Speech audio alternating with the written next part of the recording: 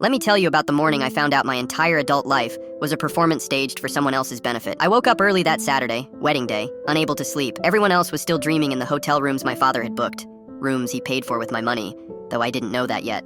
I slipped back to the family home to grab my grandmother's earrings, the ones I'd promised my sister. I found myself in my father's study, and something, call it 12 years of quiet, gnawing suspicion, made me try the safe I'd watched him open 100 times. His birthday. He never changed a single thing. The document inside had my name on it, my full name, and a date, my 18th birthday, and the words, sole legal owner. The house I'd been paying rent on for a decade was mine. You need to understand what those 10 years looked like from the inside. I was 19 when my father sat me down and explained that the family was struggling, that keeping the house required sacrifice, that real adults contributed. I believed him absolutely, because he was my father, and because I was terrified of letting the family fall. I worked 3 jobs across most of my 20s. Overnight stocking at a grocery chain, weekend shifts dispatching for a courier company, freelance bookkeeping, which I taught myself from library books because I couldn't afford the course. I ate badly, I slept less. I missed funerals and birthdays and every vacation my friends ever took.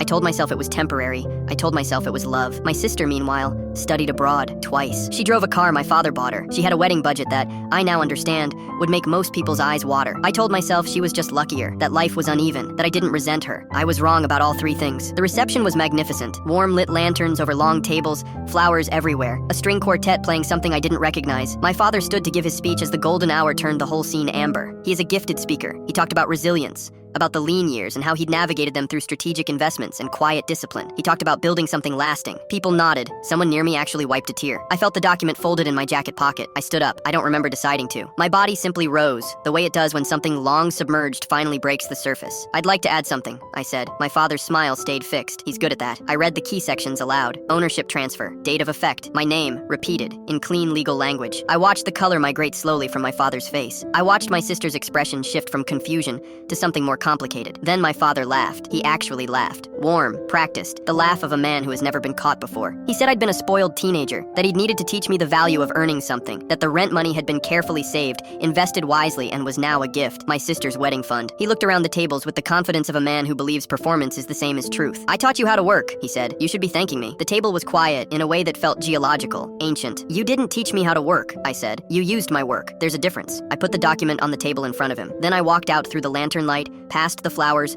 past the string quartet still playing something I still didn't recognize. I found a box of matches in the kitchen drawer.